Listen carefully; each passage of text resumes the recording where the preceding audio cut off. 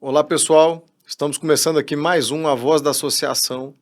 Eu sou o Saraiva, estou aqui com meu colega Veiga e nosso convidado hoje, ele é segundo sargento da Polícia Militar do Distrito Federal, pedagogo, tecnólogo em educação, docente do ensino superior, especialista em dependência química e multiplicador da filosofia de polícia comunitária.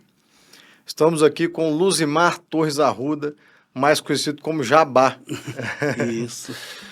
Jabá, antes da gente começar a entender aqui a sua história, obrigado por ter vindo. Explica a origem desse apelido. Por que Jabá? Saraiva Veiga, uma satisfação estar aqui na Voz da Associação, né? É muito engraçado, né? Porque quando a gente é garoto, acontece de tudo na nossa vida, né? Eu estava, na época eu treinava no Ceilândia Esporte Clube, né? E estava vindo para o treino. E o Ceará era um jogador que jogava no profissional, né? E ele vinha de bicicleta e a gente vinha andando, trocando ideia. E aí os meninos gritaram de longe, lá vem o Ceará, e o outro gritou, e o Jabá. Obviamente eu não gostei, né? Pegou, e aí, quando você não gosta, aí pronto. Aí o pessoal começou a pegar no meu pé e aí foi dessa forma, né? Aí o pessoal foi na minha casa depois me chamar para jogar futebol, né? Que eu sempre joguei. Aí o pessoal começou a gritar no portão da minha casa, Jabá, Jabá. Aí minha mãe saiu brava. Não tem não Jabá aqui, não. Aí pronto, aí ficou e é um apelido que eu até não acho ruim, porque eu sou cearense de origem, né? Uhum. Ele remete bem à minha origem e como diz o outro, né? Se as suas origens não te fazerem feliz, não é o resto de tudo que vai te fazer. Então, a minha origem ela é muito forte, muito marcante. Eu só agradeço a Deus por isso. Não, você ficou nervoso, o apelido pegou. É verdade. Pro resto da vida. Foi o resto da vida. E como que foi seu ingresso na Polícia Militar, Jabá? Conta aí pra gente. Meu ingresso na Polícia Militar é bem diferente. Eu treinava, né, para ser jogador de futebol profissional. Em 1988 eu jogava em Tiradentes, né, clube da Polícia Militar. Uhum. E nessa época eu estava presidente do Guarani, que era o Betozinho, foi me ver jogar no Cerejão, não teve interesse. Aí o Flamengo também teve interesse na época. E aí a oportunidade de sair, aí na época eu me lembro até os valores de hoje que o diretor do Tiradentes falou para eles, olha, é 38 mil, era dinheiro pra caramba. E aí, nessa ida e vinda, aconteceu que não teve negociação nenhuma e eu acabei fraturando a perna, quebrei a tíbia e o perônio. Aí eu fiquei assim, chateado, né? E naquela época eu era juniores e jogava um profissional. E quando eu quebrei, eu estava nos juniores. Aí eu peguei e eu recebia todo mês, eu recebia, né? Aí quando eu me machuquei, rapaz, o Tiradentes era da Polícia Militar, passei aquele queijão dando de moleta para tentar receber meu pagamento. E nada. Aí foi que na época, o capitão Dirney pegou e falou, não, eu vou pagar do meu bolso. Pagou, porque me viu lá de moleta e tudo. Aí quando eu fiquei bem, eu peguei e falei, quer saber? Vou trabalhar. Aí fui trabalhar de cobrador de ônibus. Aí voltei a jogar futebol amador, depois o Tiradentes ia para a Taça São Paulo de juniores, foi atrás de mim para ir, eu não quis ir, né? Uhum. Falei, não, chega e fui tocando o barco, continuei ali estudando e tudo, e aí abri o concurso da Polícia Militar, né? Em 1990 que abriu o concurso, né? Aí minha mãe queria que eu entrasse na corporação, não era o meu primeiro desejo, mas aí, no dia da prova, minha mãe me levantou cedinho e eu fui lá para a UNB. Em 1991, dia 1º de julho de 91, entrei na Polícia Militar do Distrito Federal e sou muito grato a Deus por isso. Bacana, tá vendo? E dedo da mãe. É? A mãe Minha que mãe, te nossa, colocou. A mãe minha mãe se foi, vai fazer 3 meses agora, né? meus sentimentos. E assim, marcante a minha história com minha mãe, muito forte, porque mãezona mesmo e de puxar a orelha também se estiver errado, mas dentro daquilo que uma mãe é. Então, assim, eu agradeço muito a Deus por ter tido ela como mãe e os últimos dias ela teve um câncer, eu passei praticamente os 6 últimos meses, não, 8 meses mais ou menos, a gente só cuidando ali, né, a família, os irmãos e tudo. E pude me despedir da minha mãe com dignidade, sabe?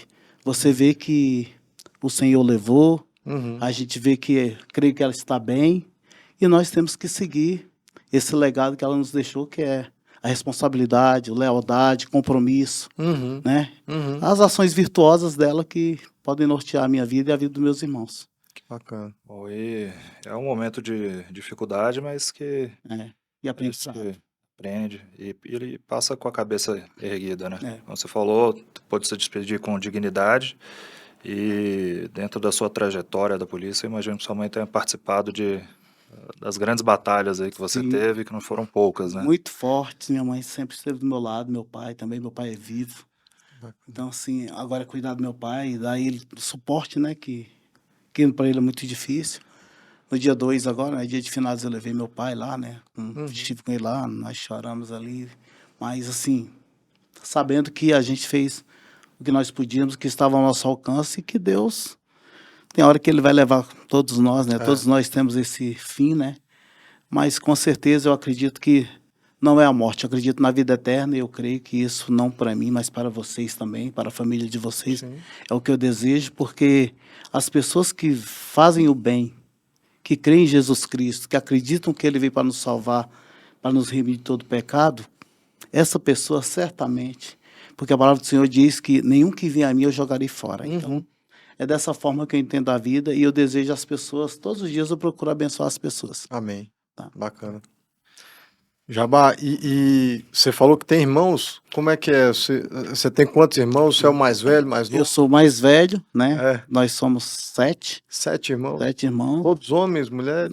5 homens e 2 mulheres. Nossa, família grande. Família grande. Minhas 2 irmãs são exemplos de mãe, Que legal. de filhas. O momento mais doloroso da minha mãe, as meninas ali, sabe? Eu tenho gratidão eterna pelas minhas irmãs, né?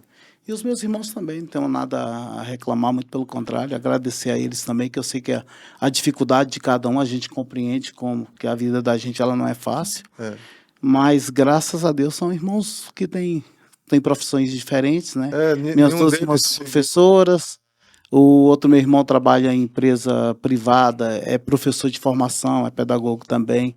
Ele não quer ir para a sala de aula porque ele vê o sofrimento das minhas irmãs.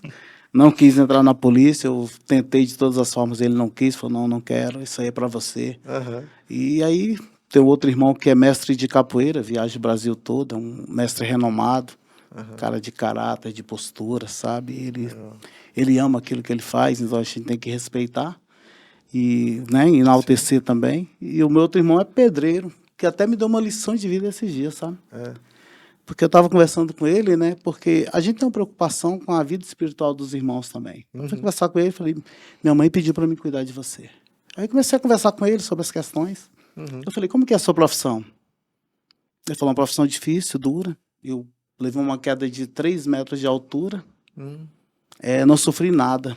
Aí eu falei, tu tem que agradecer a Deus, porque ele é obesinho igual eu, pesadinho. E não aconteceu nada com ele. E conversando com ele, eu falei, e aí, como é que é essas pessoas que você trabalha? Para a gente saber, né, como que é. Ele falou, bem, eu tenho um preço, eu trabalho de uma forma, só que quando eu vejo que a pessoa não tem condições e precisa do meu serviço, eu não deixo de atender. Eu faço o meu serviço e eu cobro de acordo com o que a pessoa pode me pagar, porque eu me coloco no lugar delas. Olha, Cara, ele mexeu com o meu coração e falou, cara, de onde você está ali tentando trazer algo, o cara vai te dar algo. E a vida é assim, é um aprendizado troca, constante, né? Essa troca é maravilhosa, né? é aprender, né? E emociona, né? É uma profissão muito honrada. A gente considera uma profissão um pouco mais humilde, né? Sim. Mas você vê que mesmo diante das dificuldades dele e tudo, ele tem a capacidade também de pensar no próximo, e ajudar da forma que pode. E isso é importante pra gente, né? Isso quem ganha é a sociedade. E você, dentre os irmãos aí, despontou como policial lá. Sim, corajoso, né? Como dizem Corajoso. eles. Porque eu entrei numa corporação muito difícil, né? Na década de 90 ali, nosso salário era muito baixo.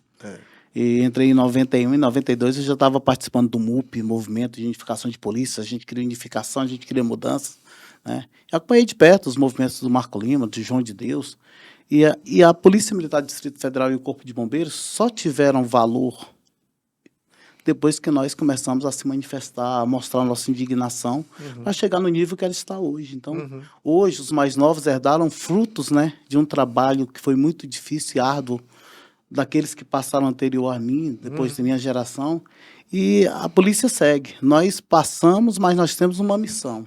E essa missão é representar, né? Representar, cuidar, zelar, entender o que entra, entender o que já está na reserva, procurar fazer de uma corporação forte e valorizada. Porque se a corporação ela é forte e é valorizada, a sociedade que ganha com isso. Com certeza. Né? Então a gente tem que ter essa visão ampla do que é a segurança pública. Com certeza. E me diz uma coisa, Jabá, e essa transição de serviço de rua, policial ativo ali, para exercício dessa representatividade, para essas batalhas em prol dos demais colegas? Na época da Operação Tartaruga, eu falei uma frase que ela muito diz o que nós fomos. Eu digo que nós fomos formados para a guerra, porque nós fomos forjados ali. Homens que saíam igual você prende o pitbull e solta ele depois para ir para a rua para defender a sociedade. Então, assim, dentro do serviço de rua, era um serviço do cotidiano. Eu trabalhei na rodoviária e no CONIC. O primeiro lugar que eu trabalhei foi no CONIC. Pensa no lugar que tem droga, prostituição e você chegando. Né? Aprendi muito com meus companheiros mais velhos ali, de corporação, eles me ensinaram muito, mas ali a gente sempre teve uma postura de liderança, né? E a 7ª CPMID, que era a terceira CIA do 3º Batalhão a qual eu pertencia, foi a companhia que mais... nós sofríamos tanto que nós éramos muito unidos. Sabe aquele sentimento de corpo? Por quê?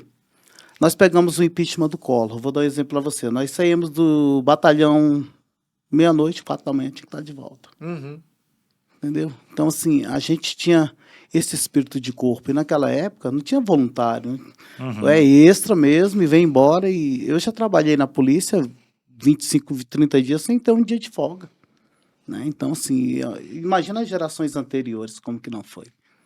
Né? Então, essa troca nossa, essa experiência que a gente adquire com o tempo, foi muito bom, porque quando eu saio da 7ª CPMID, eu vou para o Gama, né? No Gama eu trabalhei na guarda e eu tive a experiência de trabalhar ali na guarda, que na época na guarda tinha policiais presos, presos da justiça, e muitas vezes a gente era algemado com preso para ele poder telefonar, com um colega de farda preso para ele poder telefonar para a família. Era uma dificuldade muito grande, aquilo ali cortava o coração da gente, né? Com certeza. E é muito difícil. E ali, quando eu chego no Recanto, em 1993, para 94 ali, como eu trabalhava na 7ª à noite, eu via o Recanto uma cidade jovem, sem iluminação pública, sem asfalto, sem nada, e eu já morando ali no Recanto. Eu peguei o dia para a criançada, falei, cara, daqui uns dias esses meninos que estão aí na rua vão querer me assaltar. Porque eles não têm informação, o pai está trabalhando, a mãe está trabalhando, aí eu tive uma ideia de montar uma escolinha de futebol. Olha que bacana. Eu comecei com 20 garotos. A diretora mandou me chamar lá para conversar, né? O que você faz que esses meninos são apaixonados por você? A diretora da escola, marido, eu falo para eles a verdade. Eu explico para eles que a vida da gente ela é muito mais do que só jogar bola. É aprender que o esporte ele pode te levar para o caminho da vitória, pode te levar para o caminho de outras carreiras e pode te nortear para a vida. Ali, com aquele espírito de corpo e unidade, a gente consegue mantê-los unidos e procurar trabalhar a mente desses meninos para eles saírem fortalecidos desse processo. Né? Aí ela, posso fazer um acordo com você? Eu falei, o que foi? Meu professor de educação física está com dificuldade e ele tem as turmas das meninas e alguns meninos não querem todo mundo fazer só futebol com você. Você consegue fazer essa parceria comigo? Eu falei, sim. Aí os meninos faziam educação física, eles iam para a minha escolinha, eu prestava conta com elas de todo mundo, né? E assim, foi uma coisa bem bacana que de lá hoje eu tenho empresários no Recanto das Emas, né? Que legal. Fortes. Tem alunos que se destacaram, teve alunos que jogou fora do Distrito Federal, voltou, tá? E são pais de famílias honrados, e assim, é um retorno que é pessoal. É uma coisa que te marca, né? E vendo esse trabalho, o administrador do Recanto das Emas falou comigo, tu tá onde? Eu falei, tô no batalhão do Gama. Ele falou, não, faz o seguinte, eu vou tentar te trazer para cá para você fazer um trabalho para mim, já que você é tão bom para cuidar da garotada. Ele pegou e aí foi onde que me trouxe para a Guarda Mirim do Recanto das Emas. Nós formamos uma Guarda Mirim. E aí, meu, foi mais 400 alunos para mim. Que Eu legal. trabalhava muito, mas era de manhã e à tarde, e às vezes até um pedaço da noite. E aí tive aquela ligação, né, com os pais, aquela coisa toda. E aí eu peguei uma turma lá que estava com 84% de índice de reprovação. Uhum. Eu conversei com o administrador, falei, vamos usar esse espaço aqui, fechar e vamos fazer umas salas de aula. Aí o Chico Pereira, era o Chico Pereira o administrador, né, do PT, do governo Cristóvão, ele não gostava do nome Guarda Mirim. Aí ele falava que não gostava, e olha, só que é o seguinte, aqui dentro eu tenho domínio com meus colegas da gente pegar, organizar dentro de uma estrutura não militar, mas é uma estrutura que você vai dar para ele civilização e não pode mudar essa estrutura. Uhum. Aí ele colocou o Grupo Infanto Juvenil do Recanto das Emas e eu mantinha o mesmo trabalho. Aí essa turma nós colocamos na sala de aula. Eu fazia as aulas de reforço, né? Uhum. Eu e tinha 2 policiais que trabalhavam lá, André e a Helena. Uhum. E aí tinha o Vitório também, que era um amigo meu, e o Luciano, que era da parte da policlínica, ele trabalhou na policlínica, aí ele foi trabalhar lá para dar um suporte nessa área de saúde. E aí nós conseguimos uma coisa bem bacana. Nós saiu de 84% de índice de reprovação para apenas 14% Olha só. na escola pública. Que legal. Então, assim, E tudo voluntário, né, Jabá? tudo voluntário. É. Porque eu acredito mais no voluntariado, é igual a ASFAM. Eu, como presidente da entidade, da ASFAM, eu não cobro nada de policial nenhum. Uhum. Porque eu entendo que essa representatividade pode ser feita de forma voluntária, uma vez que já tem outras associações que os policiais pagam, e são associações boas, como eu falei com ele aqui. Nós temos a CAB, nós temos a CAP, a Antigaspo, que está se reestruturando, porque agora é a Anaspol, e aí tem as do bombeiro. Então, assim, a gente tem que ter uma visão de que você pode construir. Uhum. E se eu posso colocar uma pedrinha, eu vou colocar uma pedrinha de forma que ela seja positiva. Uhum. E aí a gente vai conseguir andar. Então, dentro do Recanto, eu tenho um respeito muito grande da sociedade civil, das pessoas. A ASFAM entra como uma parceira dessas Entra como uma parceira. Né? outras associações. É isso. Porque nós estamos lá à disposição de todos eles, porque o Jair hoje ele é o presidente do Fórum das Associações. Ah, legal. Então, esse fórum, ele é muito importante, que é a voz que nós temos para representar o policial e bombeiro militar. Uhum. Explica um pouquinho para a gente desse fórum. Ele unifica as tomadas de decisões? Como é que Isso. funciona isso? Nós somos as entidades de classe, nós nos reunimos periodicamente, acompanhamos todas as demandas que a corporação precisa e nós levamos as autoridades do Distrito Federal, estadual e federal, a nível estadual e a nível federal. Então, a gente faz um trabalho em conjunto, né? E até com os comandos das corporações, para não gerar aquela ciumeira também, porque às vezes o comando fala, tá falando por mim. Não. Nós não queremos falar pelo comando, até mesmo porque o comando é uma questão administrativa. Uhum. Mas a questão salarial, a questão da carreira, a questão de cuidar do veterano, a questão de cobrar do sistema de saúde fragilizado que nós temos hoje, Uhum. isso eu não vou abrir mão. E nenhum de nós vai abrir mão. Então, assim, as associações, elas são uma parte necessária. Muitas vezes criticadas, porque você nunca vai fazer um serviço, qualquer serviço que você faça, você nunca vai deixar de ser criticado. Claro, Porque a crítica faz parte do ser humano, da vida do ser humano, e a gente tem que absorver essas críticas e procurar melhorar. Normalmente pra quem dá a evoluir. cara apanha, né? É. Ele dá a cara pra bater, você apanha, mas vai levando e vai ganhando, vai conquistando, e faz parte. Quem se destaca normalmente apanha um pouco antes da vitória chegar. É verdade. E Jabai, quando é que você começou a apanhar, então? Aí você estava lá você estava lá fazendo esse trabalho, voluntariado, e muito bacana, inclusive. E aí, quando é que você deu essa virada de chave e começou a representar os seus Aí, no ano 2000, com as mudanças de governo, Roriz assume o governo, aí me chamaram para um projeto chamado Polícia Comunitária. Eu fui o primeiro policial comunitário do Recanto das Emas. Bacana. Fiz o curso para ser um policial comunitário e, posteriormente, eu fiz o curso para ser um multiplicador, que dá aula para esses profissionais para poder, né, difundir a polícia comunitária. Uhum. E aí, sempre eu fui envolvido com os deputados da nossa categoria, por exemplo, o João de Deus. Eu fazia um trabalho voluntário. Dentro dos batalhões, nós procurávamos saber todos os problemas, né? Em 98 tem até uma situação bem interessante, porque nós, policiais militares, íamos trabalhar, por exemplo, onde tinha uma delegacia, o policial civil, ele saía para estudar. E nós, cidade de 24 horas, você não pode sair. E eu conversei essa situação com o João de Deus e com a deputada Lúcia Carvalho. Não tinha associação, não tinha nada, mas eu tive essa iniciativa. Falei, olha, nós precisamos garantir aos policiais militares o direito de também estudar. E aí a gente conseguiu. Então, foi uma ação nossa que veio para mudar, né? Assim, alguma coisa, né? Para que a corporação começasse a valorizar. Porque quando eu entrei na polícia, eu fui mudado, bem no início, eu fui mudado de horário 3 vezes por causa que eu estudava. Você já é polícia, nós não precisamos de doutor. Olha só. Eu ouvi isso várias vezes, então, assim, isso nos faz mais forte, né? Porque eu vou fazer meu curso superior bem depois, porque Sim. por causa dessas questões, né? Então, a gente aprende com o tempo que o maior legado que você pode deixar para as pessoas é o ensinamento, é o estudo. Educação. É educação. É igual eu falo com minhas filhas, o melhor legado que elas têm é a educação delas, porque elas estão dando voos, né? Voos porque elas seguiram um caminho de uma educação, que foi boa a qualificação delas, né? Então, hoje eu fico muito feliz porque eu acredito que tudo aquilo que você constrói vai dando frutos.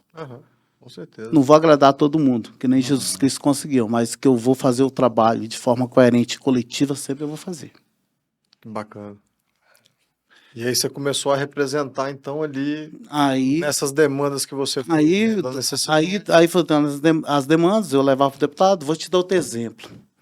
Saiu a lista da CODAB, dos policiais que tinham 4 filhos, não estava, quem tinha um estava, pontuação maior, eu pegar os policiais, vamos lá no gabinete do deputado, quero que resolva isso agora. Olha a situação, os caras, o deputado, o João de Deus, ele era o cara que ele foi comigo na CODAB. Foi comigo na CODAB, chegou lá e resolveu, e os policiais hoje têm sua casa, graças a Deus. Aquela questão dos lotes Dos de beco. Isso, questão dos lotes de beco. Então, assim, a gente começa a ver a importância disso lá atrás. Sim. Quando muda o rancho no governo Cristóvão, que é o seguinte, o rancho era uma dificuldade danada, faltava recursos, não tinha. Nós não almoçávamos no quartel, às vezes não tinha comida mesmo, né? Quando tinha, não era lá aquelas maravilhas, né? Tinha quartéis que até era bom, mas era uma parte, era desnecessária dentro da corporação, porque a gente almejava liberdade mesmo, para você poder comer o que você quer, como você quer, você está trabalhando, é o direito do trabalhador. Claro. E a gente conseguiu algumas mudanças nesse sentido, né? Nessa época. Auxílio fardamento, porque você está previsto e ninguém nunca recebia. Quando pagava um fardamento para você, eles vieram me dar, na época eu com 63 quilos, vieram me dar uma calça 48. Olha só. Né? Então, assim... Cabe um em cada perna. Então, assim, a gente passava por essas dificuldades. Eu vi colegas empurrando viatura no DFTV, fardado e com a roupa rasgada. Isso era vergonhoso. Tem colegas que iam na loja só pelo fato dele estar fardado, ele era maltratado na loja porque ele era mal pago pelo Estado. Olha só. Hoje todo mundo quer que a polícia compre na loja dele. Entendeu? Então, são essas situações que, para dar para o policial essa dignidade. Então, eu sempre fui um cara muito ferrenho nisso. E com os meus parceiros de guarnição, eu não aceitava injustiça. Não aceitava. Fui punido por causa disso. Amém. Vamos embora. E aí, quando a gente, naquela época, em 2002, a gente consegue eleger o Patrício, né? E logo depois a gente começa a trabalhar para uma corporação e mudando, né? Não, 2006 que o Patrício eleito. 2002 era o João de Deus, que era suplente do Vigão, e assumiu. E nessa suplência a gente viu que tinha fragilidade, que o deputado era limitado por ser suplente, né? Então a gente sabia da dificuldade e o Fraga era suplente também lá no Congresso Nacional. E com essa fragilidade, a nossa lei de vencimentos muda bem nessa época. em 2002, que é a 10486 de 2002. Então, a nossa lei de vencimentos virou uma coxa de retalhos, É. mal feita. É. Hoje, ela está aí e ela é inoperante, precisamos mudar com uma urgência. Aonde que você pega e dá a diferença no auxílio fardamento de um praça para um oficial? É. A farda todo mundo usa, todo mundo precisa, e quem está todo dia aí no batidão precisa muito mais. E aí me dói muito ver que o governador dá 3 mil de auxílio fardamento dos policiais civis e paga 1.600 para o policial militar. Então, essas coisas que eu não consigo entender e que não dá para digerir e fica calado. É. Né? Sim. E aí o governo do PT pega e elege Patrício, faz ele presidente da Câmara Legislativa. Né? Quando o Patrício é eleito presidente da Câmara Legislativa e a Dilma e o Agnello, 13 promessas de campanha vêm e todo mundo empolgado, vai dar certo até agora, e não. Aí começaram a negar, a trabalhar contra a gente, a querer segurar a gente, e nós nos mobilizamos, e eu lembro até hoje, que aí foi bem quando começou aquela questão dos blogs, aí a Rede Democrática foi muito importante nisso, né? Nosso querido Rony Gama. Aí a Rede Democrática a gente conseguiu mobilizar, fazer as postagens e tal, e fomos para a praça. Meu irmão, 10 mil na praça. Na praça lá do Praça DI. do Relógio. Praça do Relógio. Praça do Relógio é um marco. É. E antes na década de 90 já fazíamos reuniões em praça, né? Lá com os outros deputados, na época o João de Deus, o próprio Patrício, a gente sempre teve essa questão de brigar na rua. Tudo que nós conseguimos e conquistamos foi sempre brigando. Sempre brigando. E aí eu digo para vocês, em 2000, teve a primeira greve da Polícia Militar. Uma greve mesmo, que foi difundida, até o Aires Costa, que estava na frente na época, e o Patrício. E depois disso, aí tem a oportunidade da gente ter o Fundo Constitucional do Distrito Federal. Né? Aí você vê que a Lei 10, acho que é 10.633, de 2003. E aí o Fundo Constitucional do Distrito Federal vem para suprir a segurança pública, né? Uma luta nossa, e para auxiliar o serviço de saúde e educação. Né? E aí o que acontece? Com o passar dos anos, nessa época do governo Agnello, né, a Secretaria de Administração segurava os recursos e não repassava as recomposições salariais devidas. Entendi. E aí começou a nossa luta. Aí é praça, é briga, é entrevista. E aí, quando acaba o governo do PT, que o Agnello não é reeleito, eu recebi e aí eu tive que me afastar, tirei licença para ficar longe do comando do Coronel Suami, que queria me prender de todo jeito, porque eu dei entrevista ao vivo na Record. Né? E aí me deu um murro, machucou até a mão lá na parede com raiva, porque eu tinha falado ao vivo lá na Record. E aí ele veio do Rio para cá, né? No outro dia ele vai para desmentir a minha entrevista na Rede Record. E aí, nesse período, é muito forte e contundente, porque a partir dali começa uma perseguição que eu tenho que me afastar. Quando eu me afasto, começa a chegar. E pedrada, de todas as formas. Então, assim, eu recebi 12 PMs, né? E eu afastado, eu não recebia nenhum. Não recebo. Ali em 2006, você começou a efetivamente colocar a cara para... Sim, 2010. 2010, né? Foi, 2010, 2011. Ali colocando a cara ali pesado mesmo. E aí... Na defesa lá a entrevista da Record em 2012, né? E aí o que acontece? Acabou o governo, eles perderam, porque nem segundo turno Agnello foi. Aí eu recebi, eu me lembro até hoje, a intimação da Auditoria Militar para me depor no dia 13, às 13 horas. Um bom entendedor pinga a letra, né? E aí começou o calvário, né? Que aí processo vai, processo vem, uma briga enorme, né? E você fica exposto, né? Porque aí já não é... perde... Até para quem não é familiarizado com esse universo da Polícia Militar, só para entender, o policial militar ele não pode dar nenhum tipo de declaração. É porque o policial militar, quem fala pelo comando da corporação, é o comandante-geral. Uhum. Só que naquele momento, alguém tinha que tomar atitude. Alguém tinha que falar, né? Alguém tinha que falar. Tanto é que quando eu vou falar na Record ao vivo, tinha os colegas que estavam no movimento comigo e falaram, ninguém queria falar. Uhum. Aí eu falei, não, eu falo, vocês ficam aí só para ficar de suporte. Em frente à Secretaria de Segurança Pública, foi ao vivo, foi uma das melhores entrevistas que eu dei na minha vida, acho que Bacana. muito importante, porque a Polícia Civil entrou logo em greve também. Aí se o governador não tinha solução para a Polícia Militar, não tem solução para a Polícia Civil, ele não tem solução para a segurança pública. Ele não tem compromisso com a segurança pública. E aí o repórter perguntou se eu queria realmente o caos, né, no Distrito Federal. Não, eu não quero caos. Eu quero que ele atenda a corporação, que ele atenda os policiais militares, que ele possa fazer da melhor forma possível, porque policiais e bombeiro militar é muito importante para a sociedade. Com certeza. Então a gente quer uma polícia forte para a sociedade ser bem defendida, fortalecida. E aí, por causa disso, você recebeu esse processo lá É. na frente. Recebi vários. É mesmo.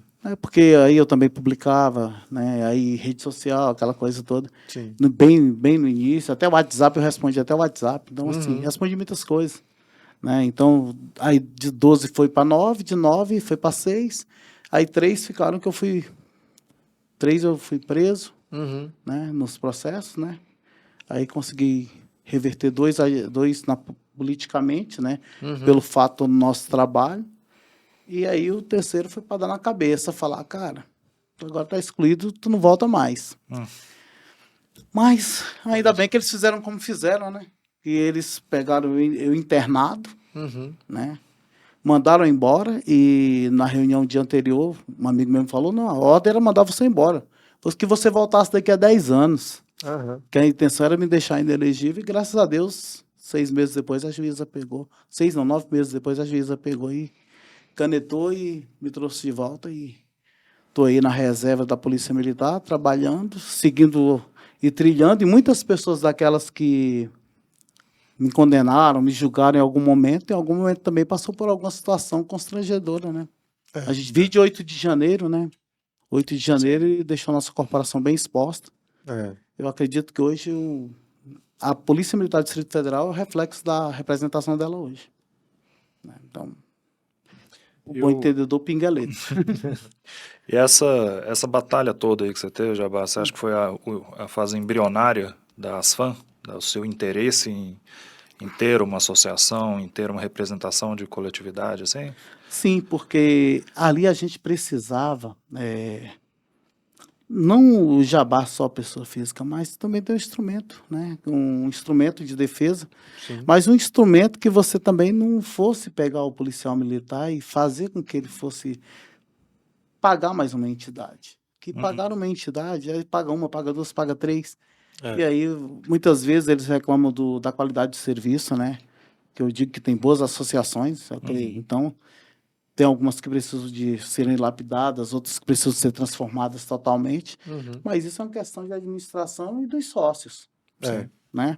Muitas vezes o sócio ele reclama na rede social, mas ele não tem coragem de ir lá na associação reclamar com o presidente da associação, É. né? Então, assim, a gente não pode falar daquilo que a gente não está vivenciando de perto. Então, eu acredito que acompanhar de perto é o segredo para você poder compreender como que funciona esse jogo. É. Agora, as pessoas apostam muito no dividir para conquistar dentro das corporações. É.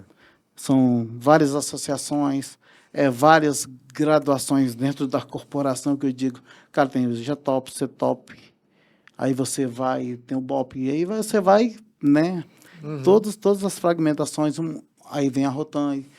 Poxa, o policial militar, ele não pode falar, eu sou melhor do que A do que B. Uhum. Porque todos são irmãos de farda e precisam da valorização do Estado de forma eficaz e eficiente. O cara que está lá no policiamento comunitário ele é tão importante quanto o cara que está aqui Com certeza. combatendo o crime no G-Top mais operacional, mais pesado. E Porque precisa de apoio do precisa desse apoio do mesmo jeito. Então, a gente tem que entender que é um processo gigantesco que nós temos que suprimir para tirar um caldo disso tudo e que seja favorável a nós e à sociedade. Uhum. Né? Com certeza. E aí, é aquilo que eu estava falando com você mais cedo. Eu não posso entender como que você tem os policiais militares da reserva, tem a situação do policiamento comunitário, a falta de efetivo, e policiais que foram embora perdendo, né? Porque houve uma situação de ameaça da perda de LS, Uhum. e aí a polícia foi embora 3.000 policiais de uma vez. Aí vem outro bizu aí, mais 1.800. E aí, hoje nós temos um efetivo de 10 mil policiais. Uhum. Nosso efetivo era de 18 mil policiais Que coisa. na ativa. Então, a gente perdeu muito policial. E quando a gente perde, a gente vê que os outros ficam sobrecarregados. Uhum. Por que eu tenho hoje policial doente? Sobrecarregado. O policial, ele é um ser humano. É. Ele vai ali, muitas vezes, o cara trabalha doente. Muitos casos, eu vi trabalhando doente, faz serviço voluntário doente, porque precisa daquele recurso. Uhum. E aí, é onde que valorizar o policial é dar ele a liberdade dele ser um profissional reconhecido, dele chegar lá na frente e falar, poxa, eu sou valorizado por isso, eu batalho por essa sociedade, eu me vejo assim. Eu vou dar o meu melhor. Uhum. Agora, quando você tira direitos, quando você nega direitos, você está tirando, não do policial, você está tirando dele o ímpeto de ser um grande profissional, daquela sede que ele tem mesmo, porque o policial militar fardado, eu digo que ele é um leão mesmo, ali para defender a sociedade.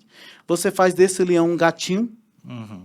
e a sociedade vai sentir lá na ponta. Vai. E a gente tem que trabalhar para reverter tudo isso. É. Ô Jabá, dá para ver na sua trajetória aí esse crescimento, né, de representatividade, de combate a injustiças, e isso é legal de enxergar.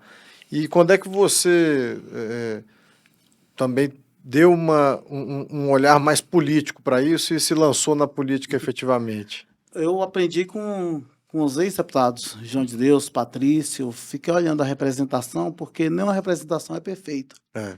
Né? E o João sempre falou, Jabá, você tem que vir candidato um dia que você tem uma boa oratória, você defende, você briga. Eu falei, João, vai ter um momento que eu vou, mas eu vou estudar. E fui estudando, me preparando para isso. Uhum. Tanto é que na minha graduação, na minha pós-graduação, sempre eu falei, ó, meu objetivo é representar a categoria dentro do parlamento. Uhum. É um objetivo meu. Eu não brigo por presidência de associação grande como é a CAB, que tem muitos recursos, eu não brigo. Uhum. Não entro nessa seara. Uhum. Que eu tenho uma visão de que o foco que eu tenho é algo maior. Uhum. Maior não para o Jabá, mas ele é maior para o contexto da corporação, para a gente ter uma representatividade que queira cuidar de quem chegou agora e do veterano. Sim.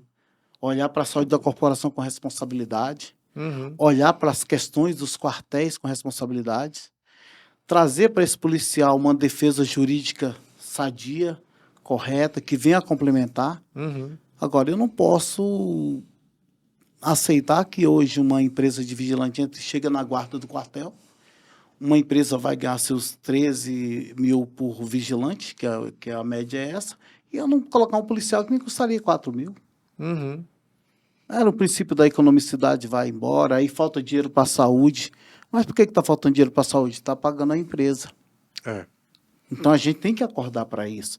Eu acho que tem que valorizar esses policiais que saíram perdendo muito. E a gente não pode ver o policial como número. Uhum. Como eu tenho uma formação em relação à polícia comunitária, eu entendo que o policial veterano, ele seria tão útil ali, onde ele mora, dando palestra, É. trazendo a sociedade para perto, fomentando escolinhas de futebol, fomentando o esporte, fomentando ali os pais. Você já viu que dá certo, né? Você vivenciou isso dando certo. Vivenciar isso de perto. Então, assim, eu acredito muito nesse tipo de trabalho. Legal. Porque esse trabalho ele vai refletir numa prevenção. Segurança pública é o quê? É preventiva. Claro. O nosso trabalho ele é ostensivo e preventivo. Se eu pudesse aproveitar os veteranos em cada canto dessa cidade, como que a gente não estaria hoje formando esses alunos? Como que estaria a escola pública hoje? Que se refletir na escola Com pública, certeza. na qualidade da nossa formação, até porque a gente vai passar. E as futuras gerações? É. Qual a formação, quais os valores que nós vamos deixar para essas gerações? Quais os valores que elas vêm para governar um Estado que precisa ser tão acolhedor, tão grande e com tanta responsabilidade? Verdade. Né? Então, a gente tem que pensar muito nisso. Então, são gerações que têm que fazer mudanças na sociedade. Engraçado você falar de veterano, que um outro colega da área da segurança pública também levantou essa bola sobre a situação dos veteranos, né? Sim.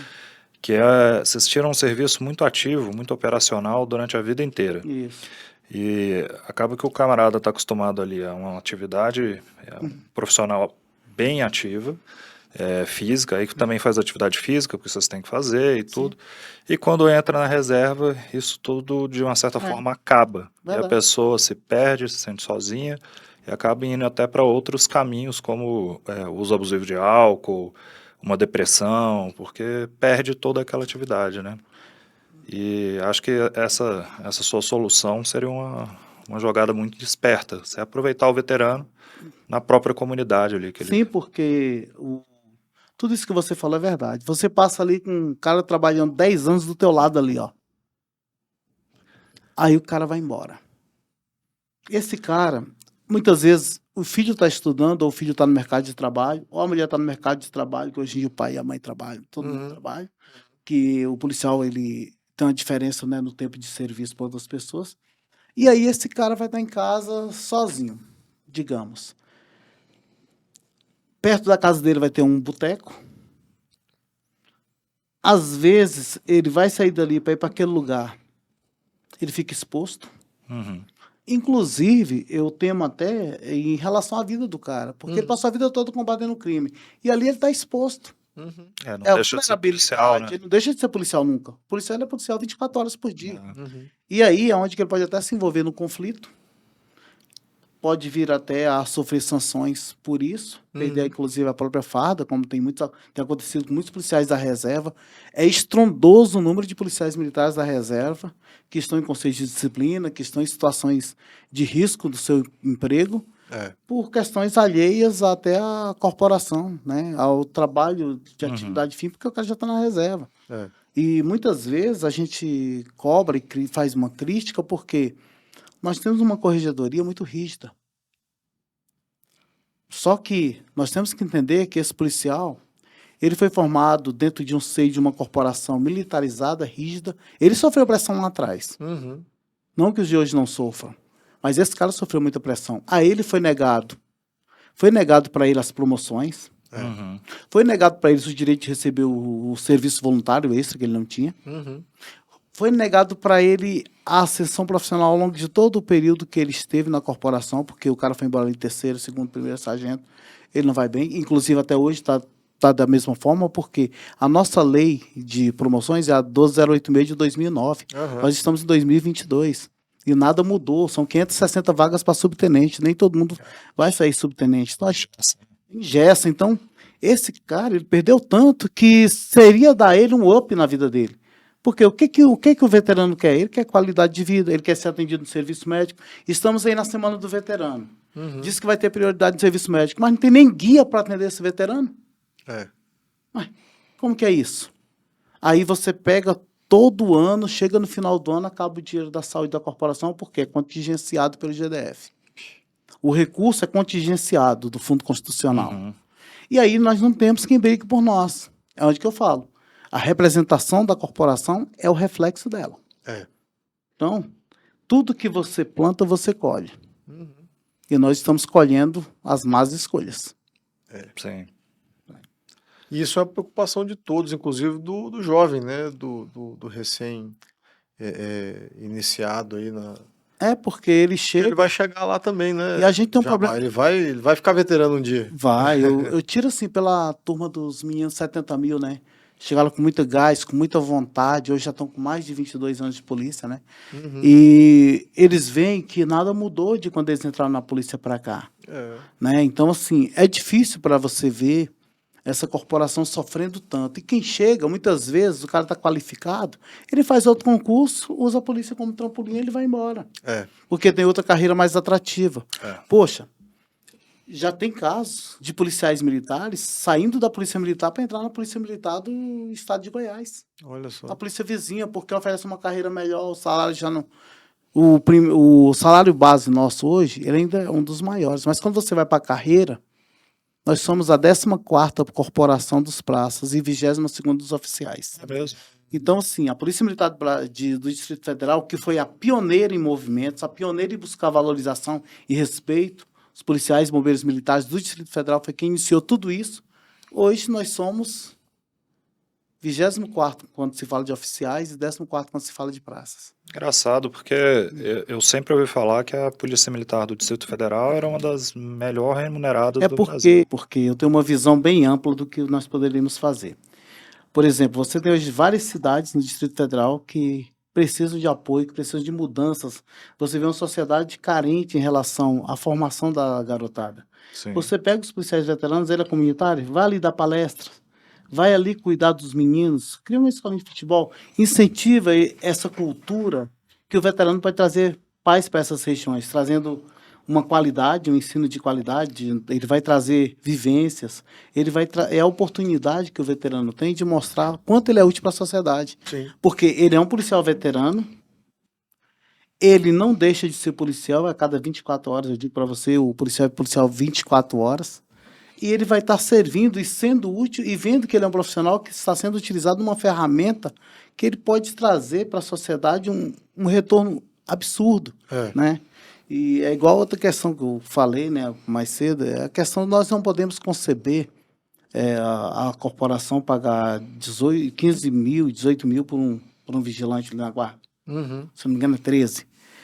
Você paga ali para esse vigilante e o veterano você poderia pagar 4. Quer dizer, o valor de um vigilante poderia pagar 3 veteranos. Sim. Aí tem o princípio de economicidade, aí você vai ver, a polícia está com problema na saúde, está faltando recurso. Mas ela está gastando com um vigilante. Uhum. E aí o policial fica, essa semana é a semana do veterano, o policial fica sem um atendimento.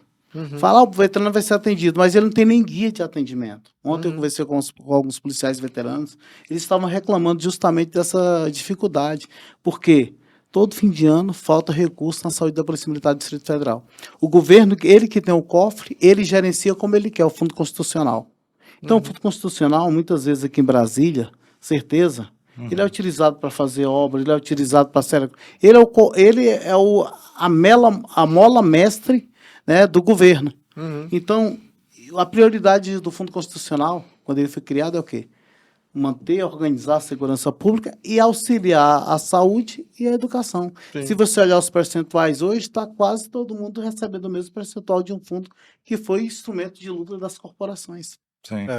Né? Então, nesse sentido aí, eu penso também em outra situação, né, que eu acho que seria muito interessante, ter um centro de convivência dos veteranos, espaço que eles possam ter esporte, saúde preventiva, cuidar deles, ter jogos, dama, gerar para ele aquela convivência, porque quem esteve com ele durante décadas foram os parceiros de luta dele. E essa vivência faz bem. Quando você vê o encontro anual das turmas, dos policiais, coisa mais marcante, mais bacana. Então, o veterano ele precisa de dar qualidade de vida para ele. Ele tem que ter qualidade de vida. E você vai dar como? Dando vivência para ele com experiências que ele pode ser um ser contribuinte na sociedade. Quando você está com sua mente ativa, você está trabalhando e você está mostrando que você tem vitalidade para isso. Sim. E, com certeza, nós todos temos a ganhar. Por que o Japão é muito forte? O Japão respeita os antigos. os antigos. É uma cultura milenar japonesa. E eu ia falar exatamente isso. O jovem que hoje está até ingressando nos quadros da polícia, ele tem que se preocupar com isso também, porque ele vai chegar lá, né? Porque amanhã Ele vai virar veterano. Amanhã ele pode ser vítima do que o veterano está sofrendo. Sim, hoje. pois Então, é aquilo que eu falo das questões das representações das entidades de classe. Aham. As entidades de classe não podem se calar. Elas têm que estar sempre dentro do debate, mostrando, apontando soluções, porque aí é que entra o olhar de quem tem essa vivência, mostrar para o comando, para quem está na corporação, no comando, quem está no governo, os deputados, senadores, todo mundo tem que saber a realidade das corporações. Sim. Porque essas corporações são tão importantes que eles não têm noção. Qualquer categoria pode parar 24 horas. A polícia não. Não pode. A segurança não pode. Então, é uma reflexão que eu deixo, né, para a sociedade. E a mais pura verdade. Essa ideia sua de levar o veterano para a comunidade para ele ter um trabalho voluntariado, você vivenciou isso e dá certo, né? Dá certo, dá retorno e isso custaria um mínimo para o Estado. Porque não tem... quando você trabalha com investimento, eu acredito que educação é investimento. Você vai educar essas crianças, vai dar qualidade de vida para elas e você vai dar para o veterano dignidade. é o que o ser humano precisa. E vocês já levantaram alguma possibilidade de uma proposta legislativa nesse sentido, Jabá? Eu tenho pensado nisso constantemente, porque, embora aqui a gente tenha uma dificuldade muito grande, né? Mas eu já conversei com algumas pessoas para a gente fazer essa proposta legislativa. Mas eu quero que faça uma proposta que ela ande, né? Não é para fazer igual na situação de tirar o imposto do voluntário, que o deputado brigou com o outro, e acabou que a Polícia Civil hoje não desconta o imposto do voluntário, e por uma lei de parlamentar nossa, e a lei não é aplicada para nós. Olha só. Aí a gente tem que começar a pensar. Né? Então, para quem não sabe, Veiga, o Jabá, nessa última eleição, inclusive, chegou a quase 7 mil votos. E isso é uma representatividade muito grande dentro do nosso cenário político aqui no DF. É muito bacana. E aí, pegando até essa sua iniciativa a respeito do projeto, né, parlamentar, eu queria que você falasse sobre isso. Como é que está ali o trânsito dentro da Câmara, o seu papel hoje lá, como é que está sendo? Eu sou da liderança do meu partido, né, do PRD, né? Na Eu sou Câmara. dos suplentes do deputado Rogério Morro da Cruz. Legal. E a gente trabalha ali dentro da Câmara, a gente leva uma situação, por exemplo, dos policiais militares que foram injustiçados, dos veteranos, policiais que foram excluídos da corporação, antes de nós termos uma corregedoria, o direito à ampla defesa e contraditório. A gente tem um trabalho lá para tentar ajudar esses policiais, que tem gente que foi mandada embora porque entrou em forma sem cacetete. Isso é inadmissível. Gente que foi mandada embora por causa do alcoolismo que ele adquiriu aqui dentro. Então a corporação tem que entender que o adicto, ele adquire aqui devido ao serviço, à pressão do serviço. E quem disse que alcoolismo é doença é a Organização Mundial de Saúde. Sim. E aí, por que há esse negacionismo dentro das forças de segurança? Para aprender a respeitar esse profissional. Porque esse profissional ele precisa de apoio e de amparo. Porque ele tem família. Ele serviu à sociedade. Outra questão, a morte ficta que está na Lei 10.486 de 2002. Lá atrás, o TCDF, ele comunicou às corporações que não era para pagar, né, devido que o STF falou que chegou lá uma reclamação, o STF deu uma parada até analisar o processo futuramente. Aí tem 2 anos que o processo, né, o STF bateu o martelo que a morte ficta é constitucional, que é a Lei 10.486. Certo. Obviamente, eu peguei as famílias, fui no TCDF, comecei a andar gabinete por gabinete, e dentro do TCDF a gente construiu isso de forma que a gente ganhou de 3-2. Olha. Foi uma construção política nossa. E uma construção mostrando a sensibilidade e a realidade daquelas famílias. Sim. Porque a lei diz que a família tem o direito. A 10.486 foi criada nesse sentido para proteger aquelas famílias. E aí, a Polícia Militar foi na Procuradoria, a Procuradoria entrou no TJDFT para não pagar os policiais, para não pagar o direito. Então, uma coisa que já vinha sendo paga até ser cortada em 2003, né? Não, 2010. E aí, você vê que a coisa caminha para não respeitar as pessoas que deram sangue por isso aqui. Aí, nós temos que rever muitas questões. Então, que você fala assim, tem que implodir tudo e recomeçar. Né? Então, está na hora da gente começar a pensar. Representatividade é muito importante. Se você não tiver representatividade, que tenha na veia a segurança pública, os policiais vão ficar à mercê. E nós não podemos deixar isso, porque quando você deixa o policial fragilizado, você expõe toda uma sociedade. O crime está aí, o crime cada vez mais organizado. O crime está vindo para cima, o crime está nas entranhas do poder dessa nação. E aí, o que é que nós podemos fazer? Usar a experiência do veterano lá na ponta, que o veterano vai coibir daquele menino ser um vendedor de droga. Sim, sim. O veterano vai estar ali atento. E fica caro para o Estado? Vai ficar muito mais barato do que o Estado não consegue tratar o dependente químico. O crack é uma grande realidade. As outras drogas, muito mais fortes, tem a K9, tem uma série de drogas que estão chegando e está pegando uma sociedade totalmente desprotegida. Né? Aí vamos fazer um questionamento. O trabalhador, ele paga o INSS, ele paga a Seguridade Social. Quantos trabalhadores nós temos no Brasil? Nossa, vinculados ao INSS. Vocês imaginaram quantos trabalhadores pagam, que é descontado do contra-cheque desses trabalhadores? Quanto que esse Brasil não recolhe? E quanto que ele devolve? Né? Então, assim, falta qualidade, falta fiscalização, falta gestão. A gestão do recurso público é ruim. É vergonhoso. Então, a gente tem que entender que o recurso público tem que voltar para quem é contribuinte, para quem paga o imposto. E a gente tem que contribuir para a nossa sociedade ser mais forte. Ela só vai ser forte quando você respeitar o cara que está pagando isso aí.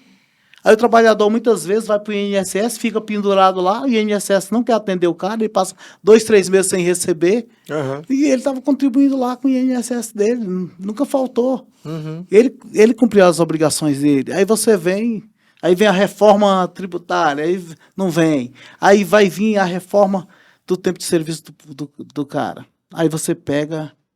O cara vai pagar 40, 45 anos de contribuição. Aí você vê, o jovem fala, não quero ir para o mercado de trabalho, não. Eu vou virar youtuber, eu vou fazer outra coisa da minha vida, vou montar um negocinho aqui para mim, porque eu nunca vou aposentar. Então, assim, a sociedade ela está caminhando e, aos nossos olhos, mudanças a cada dia. E essas mudanças a gente tem que estar atento a elas, para poder... Não é... Você tem que fazer com que a sociedade se sinta... parte do povo brasileiro. E o povo brasileiro precisa ser respeitado. Então, está faltando muito isso na nossa nação, faltando muito isso nos nossos estados. Eu acredito que eu, dentro da área de segurança pública, procuro dar minha contribuição. Né? Eu vou no Congresso Nacional, eu converso com os senadores, eu converso com os deputados federais, eu vou na Câmara Distrital, todos os dias eu estou na Câmara Distrital. Então, assim, a gente tem esse trabalho de mostrar, olha, é por aqui, a gente tem essa ideia, a gente quer contribuir com isso. Mas aí a gente também muitas vezes para na vaidade. Porque as ideias, elas são boas ideias, como eu te falo, mas as ideias muitas vezes param na vaidade. Porque a ideia do Jabá... Não, cara, a ideia nossa, ela é uma contribuição para a sociedade. Né? Então, assim, eu admiro que aquelas pessoas que são grandes, que respeitam o trabalho dos outros, sabe? Eu acho muito interessante. Mudando de assunto até, por exemplo, eu vou falar aqui do Felipe Luiz, quando ele foi falar do título do Flamengo, ele enalteceu o Tite, embora todo mundo sabia que o trabalho não estava tão bom, mas ele foi lá humilde de reconhecer que aquele cara plantou um tijolinho. Isso é que vai fazer com que nós sejamos maiores, esse tipo de atitude, entendeu? Esse é um problema grande da política, né, Jabá? Às vezes o político quer apagar o outro, ao invés de fazer um trabalho, ele quer, a política, ele quer deixar o cara escondido. Eu digo que a política, ela usa os meios, muita gente faz política com fígado. E aí, quem sofre é a sociedade. Se a sociedade bem entendesse o que é política... É revoltante, em alguns momentos, né?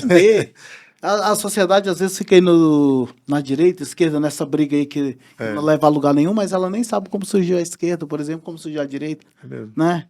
E aí você vai lá na Revolução Francesa, que aí a esquerda surge porque os trabalhadores reclamavam, aí quem sentava à esquerda eram os trabalhadores e quem sentava à direita eram os patrões. E aí, daí surge a briga de classes e a gente tem que compreender como é que é esse contexto. E nesse contexto, a gente precisa estar inserido dentro da esquerda e da direita, no processo político, não. Nós temos que estar inserido num processo maior que seja a esquerda e a direita, num processo de sociedade, de população e de comunidade.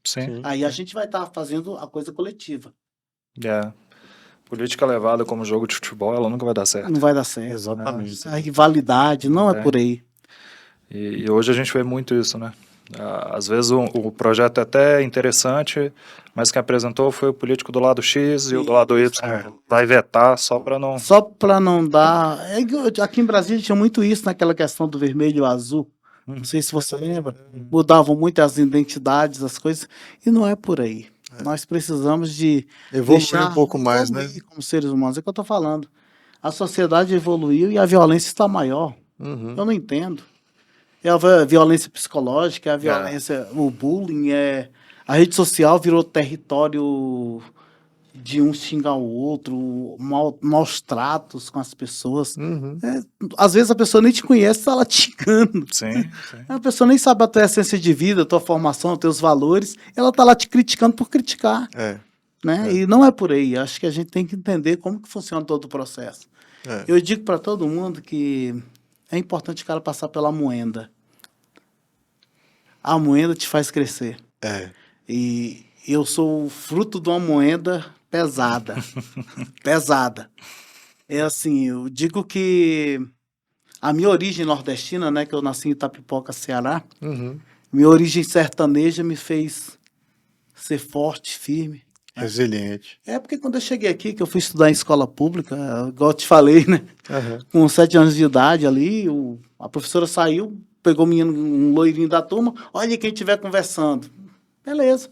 Ela voltou quem estava conversando, ele apontou para mim, pô, não tinha dia de um ar. Esse esparadrapo na minha boca. É mesmo? Pô, cara, isso, pô, Ceilândia.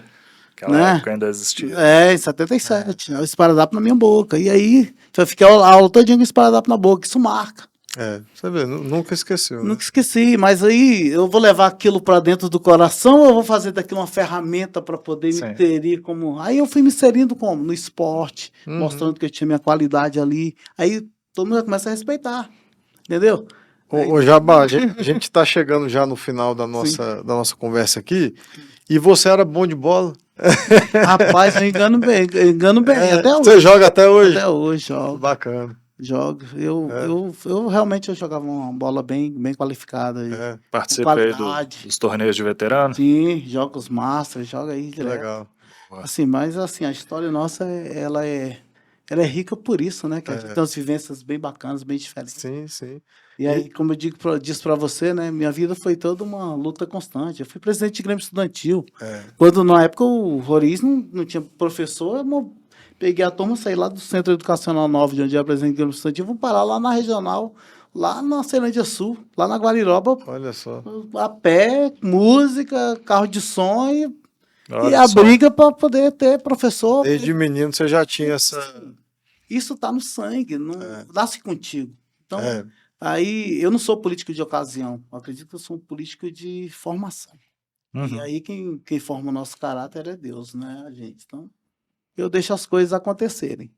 Né? Bacana. Tomei algumas rasteiras nas 2 eleições que foram pequenas, mas Deus está aí, Ele vê tudo, né? E muitas vezes você vê o que nós estamos passando hoje.